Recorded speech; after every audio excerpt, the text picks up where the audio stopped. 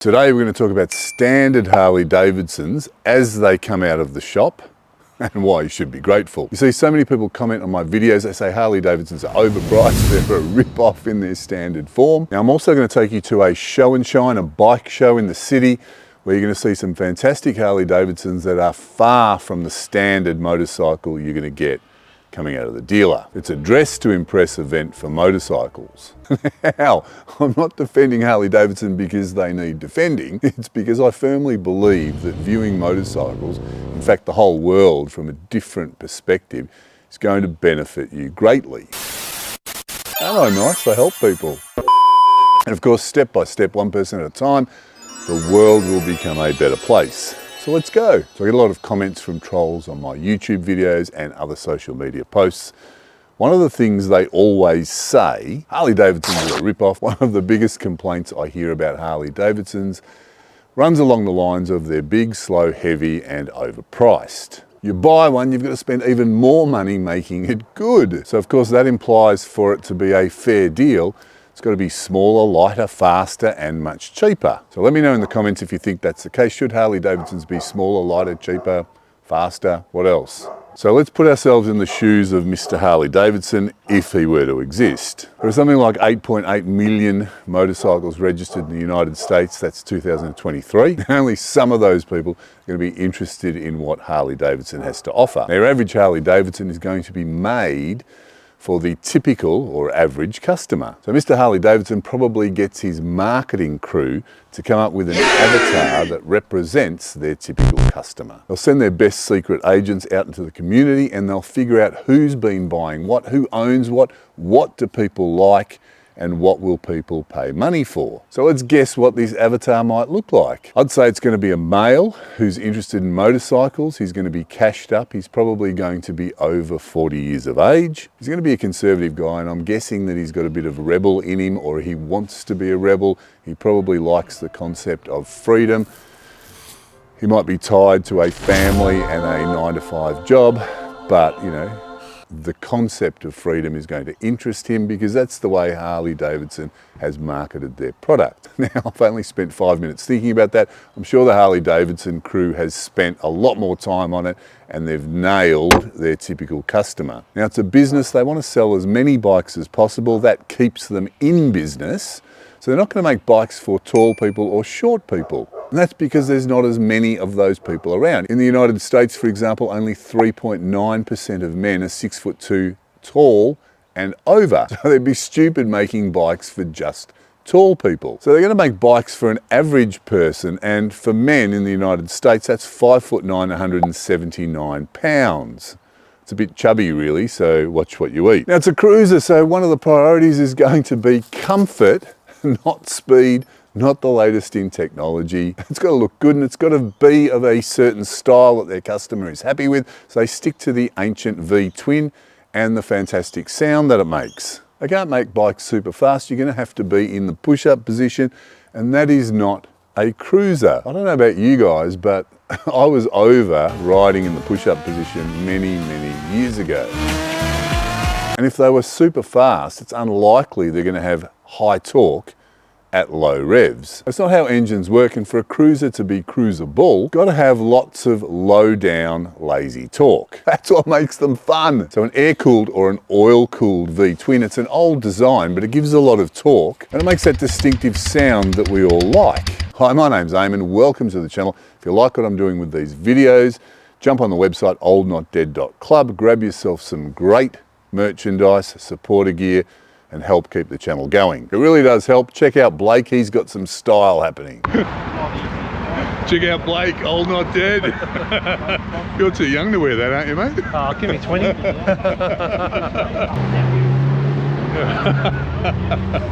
Double whammy, what do you reckon of them, mate? It's actually really good. Warm, yeah, awesome.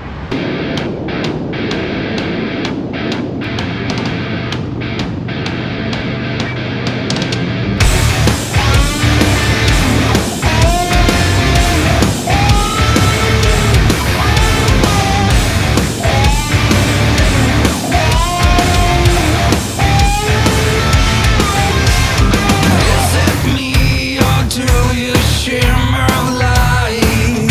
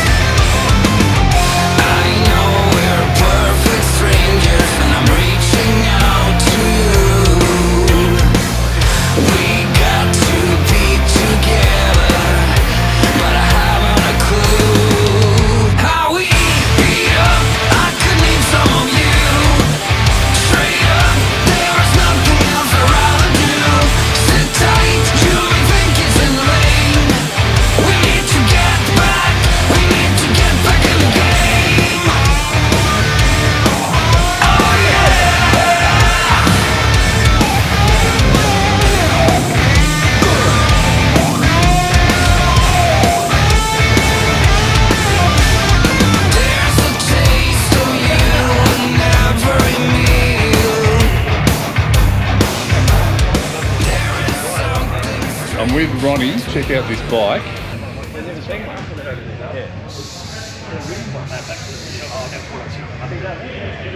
How's it all going? This is me 1947 FL Knucklehead.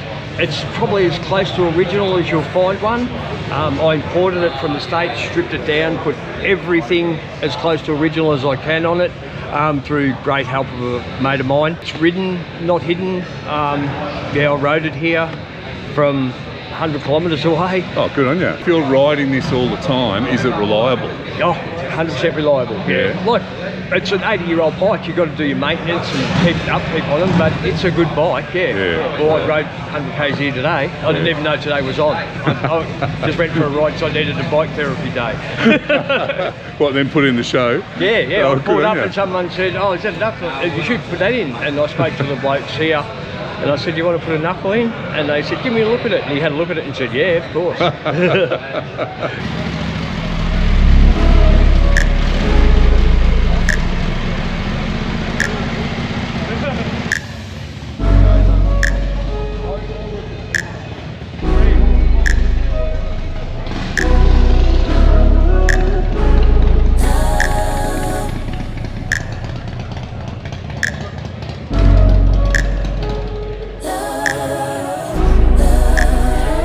Keep my hand in the fire.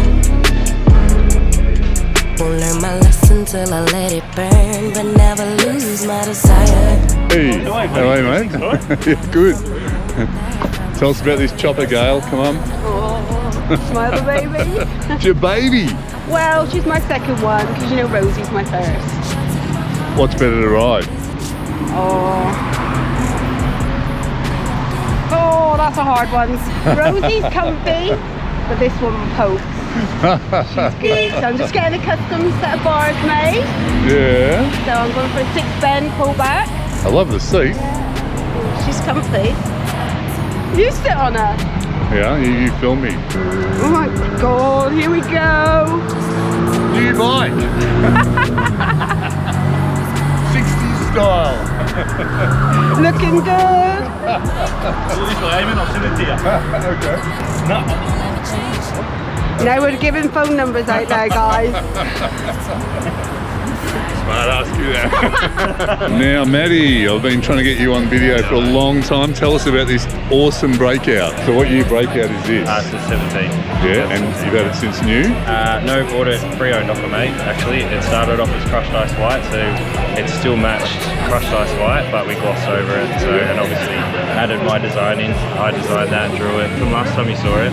I cut 40mm out of the swing arm. It's a full A-frame now, so 40mm out of the swing arm, custom struts, it's 2 breakout fenders in the one there. So custom struts, new belt, new seat, everything. So yeah, everything's electroplated now, shadow chrome, current custom wheels. I plated everything, engine covers, disc bolts, everything. So this is a tribute bike from memory. You want to talk about that? Yeah, it was from my old man. Old man passed away 5 years, so it was like, I'm going to build a bike, I'm going to build it right. So how's it handled? Yeah, really well. Front and rear air ride, no problems. Yeah? What about that big front wheel? No, tracks really nicely. I've had a 21, obviously being stock, 21, 23, and then went to this. So yeah, tracks are really, really nice. Yeah, okay. It's fine. Doesn't turn, but it's fine. What have you done to the engine? Goes on a straight line. Yeah, in a straight line. Yeah. No, anything just to the engine? 585 cams. Just, okay. SMS 585. So if you want to buy a bike, come into Harley Heaven Melbourne and see Maddie. Check out Gail, brave as. She's got, how many tattoos have you got already? 9,998 tattoos, and this is another one. What are you getting, Gail? I'm having a rose. All right, can we see some scarring? We've just started, we just sort of done the outline, there's a little rose sticking out of there, so it's looking good. Beautiful. All right, I'll come back and get the end. No worries. With Simon. He's dying to be interviewed because he's put the hard word on me like 5 times at this show. What do you want to be interviewed about? I don't know. What are you riding? I'm riding a 21 Streetlight Special. And what do you think of it? I love it. Why? I love it because it's got cruise control. It's comfortable, you can ride it all year round. You can ride it for hours on end and you get home and you're fine. You can go out. It's heavy just breathing through the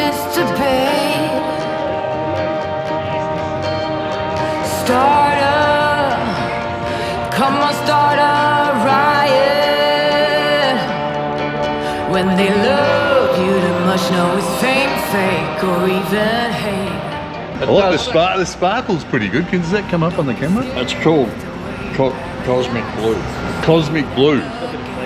It's got Yeah, green, that's good. It's got green pearl through it. It started! Now Ted is jinxed when it comes to Harleys.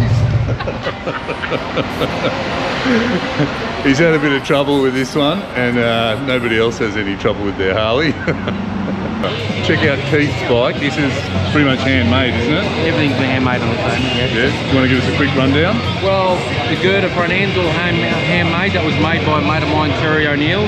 And then I've modified all the frame. I've built my own belt drive. Everything's been modified. I put hand heads on the twin cam motor. The seat is an old Harley Davidson bar stool where we found some old leather on the side of the road on an old couch. Yeah. Someone had dumped, so it's recycled. What did it start? What did it start at? This started as a 2008 road king. There we go. Yeah, 2008 road king. Beautiful to ride. Beautiful bike to ride. Very comfortable. The seating position, that right. Can ride it all day. Reliable. I love fuel injection. It's still computerised and fuel injected. It starts every time it goes. It's never letting down. Oh, this is comfortable. It is as comfy as shit. You see me riding this? Yeah, and the suicide shift. So first is back and then up. Yeah. Very cool, Keith. Still that little gap. Oh, look at that. What do you think? Awesome. Yeah, it looks pretty good actually. A bit fresh. A bit fresh. Hot off the press.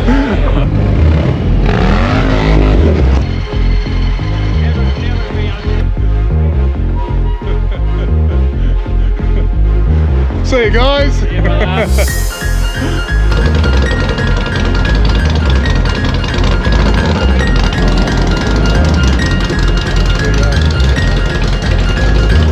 I've cornered Lizard and I've talked him into giving me his motorcycle.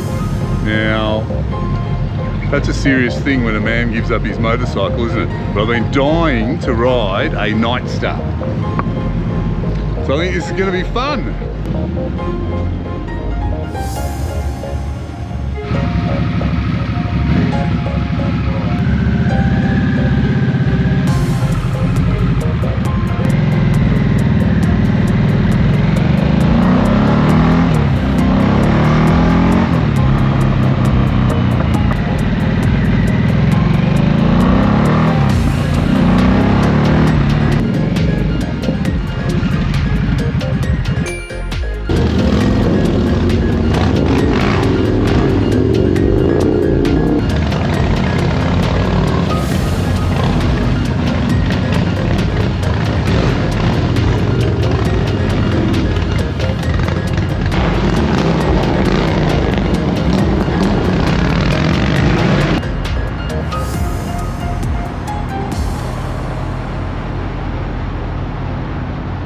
Now, after you've seen these awesome bikes, you've got to be grateful for the fact that you have the ability, the possibility to make these changes yourself to your Harley. And you can do it so easily.